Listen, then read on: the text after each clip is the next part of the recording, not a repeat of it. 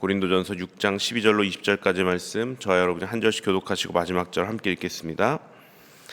모든 것이 내게 가하나 다 유익한 것이 아니요 모든 것이 내게 가하나 내가 무엇에든지 얽매이지 아니하리라.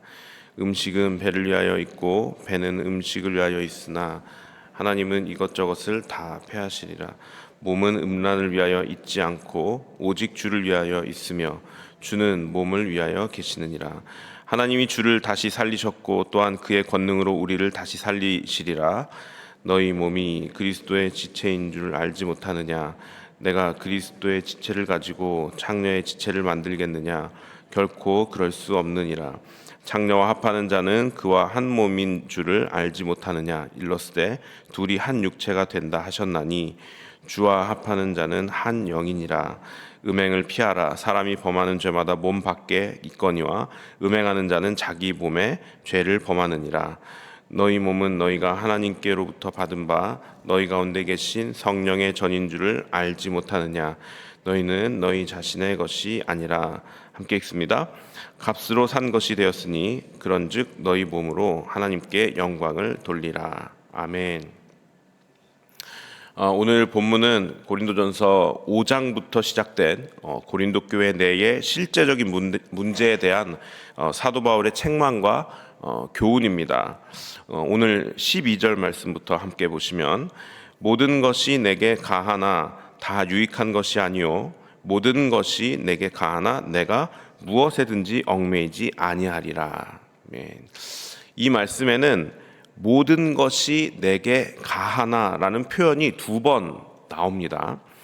사도 바울은 자신이 자유함으로 할 수 있는 모든 행동들에 대한 2가지 방향성과 그 특징을 말하고 싶은 것입니다. 그 첫 번째 특징, 모든 것이 내게 가하나 다 유익한 것이 아니오 라고 기록되어 있습니다. 이것은 우리들이 자유롭게 행동할 수 있는 모든 일들이 전부 다 유익한 것은 아니다라는 것입니다. 이것은 예수를 믿는 사람들이나 그렇지 않은 사람들에게나 공통으로 적용되는 부분이죠. 이것은 다 큰 성인이라면 내가 하는 모든 행동들이 전부 다 나에게 유익을 주는 것은 아니다라는 것 정도는 예수를 믿는 사람이나 믿지 않는 사람이나 모두가 알고 있는 부분입니다. 그래서 이것은 신앙적이라기보다는 보편적으로 모든 사람들이 인정하는 일반적인 것이 되겠습니다. 그러나 2번째, 모든 것이 내게 가하나 내가 무엇에든지 얽매이지 아니하리라. 사도 바울은 자신은 모든 것을 할 수 있는 자유가 있지만 그것으로 인하여 오히려 얽매이게 되지는 않겠다라는 의지를 표명하는 것입니다. 이걸 조금 쉽게 풀어보면 나에게는 모든 것을 선택하고 행동할 수 있는 자유가 있지만 그 자유가 만약 내게 무분별한 행동을 하게 할 만큼 나 자신을 지배하려 한다면 그렇게 내가 가만히 두지는 않겠다라는 것입니다. 여기에서 지배라는 단어를 사용한 이유는 본문의 12절 이 얽매이다의 헬라어 원어 뜻에 지배당하여 권세 아래 놓이다 라는 의미가 있기 때문입니다. 여러분, 그리스도인의 주인은 예수님이시죠. 그러나 우리의 모든 삶이 예수님의 그 종으로서, 주인 되신 예수님의 종으로서 예수님께서 원하시는 것을 온전히 행하면서 사는 것이 마땅한데 실상은 사실 그렇게 되기가 쉽지 않은 것입니다. 이것이 바로 그리스도인의 문제죠. 딜레마요. 왜 그럴까요? 그것은 바로 우리가 예수 그리스도를 주라 시인하고 믿는 우리들 안에도 죄성이 아직도 존재하기 때문입니다. 죄성은 우리가 육체를 가지고 살아가는 동안에 예수님께 향하려는 모든 의지를 거스르며 오히려 예수님 반대쪽으로 우리를 끌고 갈 것입니다. 그것이 우리 안에 있는 죄성이에요. 그래서 그토록 우리가 예수님께 향하는 것은 우리가 정말 성령님의 도우심이 필요하고 또한 우리의 의지 또한 필요한 것입니다. 그렇다고 해서 예수님을 주라고 시인하고 성령의 인치심을 통해 구원받은 우리가 죄로부터 아무리 자유롭지 못한다 할지라도 중요한 것은 다시 우리의 주인이 죄가 될 수는 없다는 것입니다. 이것은 복음입니다. 우리의 주인 예수 그리스도이신데 우리가 이 죄성 때문에 많이 고통스럽고 죄를 짓지 않고 살 수는 없다 할지라도 주인이 다시 죄로 바뀌는 일은 없다는 것입니다. 그러나 문제는 뭐냐면 주인이 바뀌지는 않는데 우리의 죄성은 끊임없이 우리를 다시 죄의 지배 아래 두려고 하는 것이 그게 문제인 것입니다. 죄의 입장에서는, 죄성의 입장에서는 주인은 내가 다시 주인이 되지 못할 망정 내가 어떻게든 저 삶을 지배해야겠다라는 강한 의지를 갖고 있다는 것입니다. 우리의 주인은 예수 그리스도이지만 그 삶의 주도권을, 그 지배권을 빼앗아 가려고 부단히 노력하는 것, 바로 그것이 죄성이라는 것입니다. 따라서 오늘 사도 바울이 말한 모든 것이 내게 가하나 내가 무엇에든지 얽매이지 아니하리라 라는 이 말씀은 그리스도 안에서 모든 것을 선택할 수 있는 자유가 내게 있는 게 맞다. 그러나 죄가 다시 내 삶을 지배하도록 만큼은 내가 그 자유만큼은 허락하지 않겠다. 조금 더 과격하게 말하면 죄가 나를 지배할 수 있게 나를 내어주는 그 자유는 내가 내 삶에서 박탈해버리겠다라는 그런 의미인 것입니다. 오늘 말씀이 조금 어려울 수 있습니다. 그러나 조금 우리들이 한 번에 정리를 하자면 우리에게 어찌 보면 죄를 짓지 않을 수 있는 자유가 있는 만큼 어찌 보면 우리에게 죄를 지을 수 있는 자유 또한 주어진 것이죠. 그러나 사도 바울은 나는 죄를 짓는 자유만큼은 내 자유에서 박탈해버리겠다라고 이렇게 과격하게 선언하고 있는 것입니다. 사실 그러나 이 과격하다고 생각되어지는 이 선언은 우리 모든 그리스도인들에게 사실 필수적으로 필요한 결연한 의지이기도 한 것이죠. 오늘 본문은 그 당시 고린도 교회의 상황을 해결하기 위해 심각한 육체적 음행에 대해 경고하고 있는 것이죠. 그리스도인인 우리 초대교회 공동체와 개인에게는 이러한 고린도 교회만큼의 문제가 심각하게 만연해 있지는 않습니다. 그렇죠. 만약 그렇다면 우리 교회가 지금 굉장히 큰 어려움에 있을 거예요. 그러나 그렇지 않습니다. 결과적으로는 그러한 음행이 자신의 삶을 지배하도록 내어주지 않고 계시는 것이에요. 우리 공동체는요. 지금 우리 개개인들은요. 그러나 여기에서 우리는 한 걸음 더 나가야 하는 것입니다. 바로 예수님께서 말씀하신 높은 죄의 기준까지 우리는 살펴보아야 하는 것이에요. 마태복음 5장 27절 28절에 예수님이 이렇게 말씀하셨습니다. 또 간음하지 말라 하였다는 것을 너희가 들었으나 나는 너희에게 이르노니 음욕을 품고 여자를 보는 자마다 마음에 이미 간음하였느니라. 아멘. 모두가 한 번쯤 꼭 들어보셨던 말씀이시죠. 여러분, 이 말씀을 통해 우리가 알 수 있는 것은 예수님은 이 죄의 시작점을 어떤 우리 인간의 행동의 시작이 아니라 우리 인간 내면의 욕망의 방향으로 보셨습니다. 행동이 결과적으로 나오려고 하는 찰나가 아니라 이미 마음속에 이 욕망이 자리 잡은 것부터를 이미 그때를 죄를 짓기 시작했다라고 말씀하고 계시는 것입니다.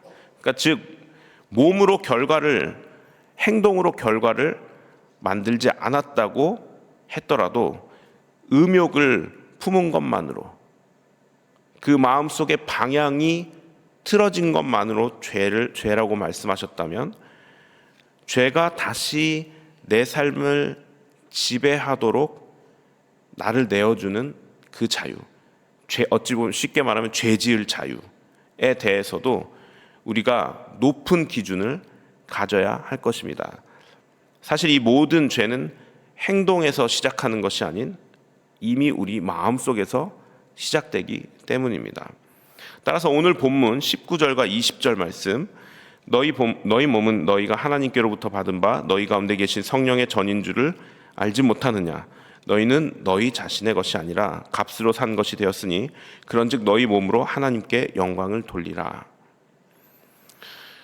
여러분, 복음서에서 예수님은 그저 단순히 죄짓지 말아라 라고만 말씀하지 않으셨습니다. 그 이면을 깊이 들여다보면 본질적으로 예수님께서는 우리의 행동 이전에 우리의 마음을 원하시는 것입니다. 왜냐하면 모든 행동의 동기는 바로 마음속에 있기 때문이죠. 생각하지 않고 동기가 없이 그냥 행동하는 사람은 없습니다. 마음속에서 생각하고 마음속에서 방향을 정하고 그 다음 우리의 행동이 나가게 되어 있죠. 오늘날에도 하나님께서 원하시는 것은 겉으로만 깨끗해 보이는 사람이 아니라 이 마음 깊은 곳까지 하나님이 원하시는 거룩한 산제사로 자신의 몸을 하나님께 내어드리는 그런 사람입니다. 몸과 마음을 모두 하나님께 드리는 사람, 몸과 마음이 모두 하나님께 향해 있는 사람을 하나님께서는 지금도 기뻐하신다는 것입니다. 그래서 성령의 성전은 행동만 깨끗한 사람이 아니라 마음까지 하나님께 드림으로 말미암아 행동이 그 마음을 따라 정결한 사람인 것입니다. 말씀을 좀 정리해 보겠습니다. 자, 우리에게는 사도 바울이 말한 것처럼 모든 것을 할 수 있는 자유가 있습니다. 여기에는 어찌 보면 죄를 지을 수 있는 자유도 우리 안에 있게 된 것이죠. 그러나 그리스도인이라면 아까도 말씀드렸지만 이 죄 짓는 자유만큼은 박탈하는 것이 맞지 않은가. 오늘 말씀을 조금 쉽게 이 12절 한 구절을 조금 더 쉽게 풀면 이렇게 되는 것입니다. 외적으로 눈에 보이는 죄뿐만 아니라 눈에 보이지 않는 이 마음의 방향조차 하나님께서 기뻐하지 않으시는 쪽을 선택하지 않는 것에 우리의 자유를 사용하는 것입니다. 죄 짓지 않을 자유를 사용하는 것입니다. 죄 짓지 않을 자유를 우리의 삶에서 활성화시켜야 하는 것입니다. 오늘 하루를 시작하면서 우리는 하나님의 뜻과 이 죄 사이에서 나의 자유를 과연 어느 쪽에 사용할 것인가 좀 마음으로 미리 준비하고 시작하면 좋겠습니다. 그런데 여러분 아시죠? 우리가 아무리 죄를 선택하고 싶지 않아도 우리 안의 죄성은 우리를 가만 내버려 두지 않습니다. 우리가 하나님 쪽으로 향하는 것을 결코 쉽게 내어주지 않는 것이 바로 우리의 죄성이죠. 사도 바울이 그래서 말했지 않습니까? 오호라, 나는 공고한 사람이다. 이 사망의 몸에서 누가 나를 건져낼고, 내가 머리로는 정말 하나님의 뜻만을 행하고 싶은데 내 마음의 이 죄성이 나를 가만두지 않는다. 오호라, 나는 공고한 사람이다. 정말 나는 피곤하다. 이것 때문에 내가 너무나 힘들다라고 사도 바울이 말했습니다. 우리 안에도 똑같은 이 죄성이 자리하고 있기 때문에 우리가 하나님께로 가려고 방향만 틀려고 하면 우리 안의 죄성이 우리 마음 안에서 일하기 시작하는 것이죠. 끄집어 당기는 것입니다. 하나님 쪽으로 가지 마. 그래서 우리 의지만으로는 안 된다는 것입니다. 그래서 우리에게 누구를 보내주셨지 않습니까? 도와주시는 분, 교회사 성령님. 오늘 하루의 삶에 여러분 아마 모두가 죄와 하나님 사이의 선택의 기로에 분명히 한두 번씩은 직면하게 되실 것입니다. 그때마다 하나님을 선택하고 싶으십니까? 저도 그렇습니다. 그러면 내 의지만으로 안 된다는 것을 먼저 인정하셔야 됩니다. 그리고 겸손하게 주님, 제 의지만으로 안 되는 거 아시죠? 도와주세요. 보혜사 성령님, 제가 죄와 하나님 사이에서 계속해서 하나님을 선택할 수 있는 복을 내려주시고 함께 해주시고 주님의 뜻이 그래서 저의 삶을 통해 일어나게 해주시고 주님이 기뻐하시고 저는 그 주님의 기쁨 안에 거하는 오늘 하루가 되게 하여 주시옵소서라고 우리가 간구하며 오늘 하루를 시작했으면 좋겠습니다. 오늘 하루 우리가 정말로 죄를 선택하지 않고 하나님을 선택할 수 있는 그 자유를 마음껏 선택하며 주님 앞에 나아갈 수 있는 복된 하루 되시기를 주님의 이름으로 축원합니다.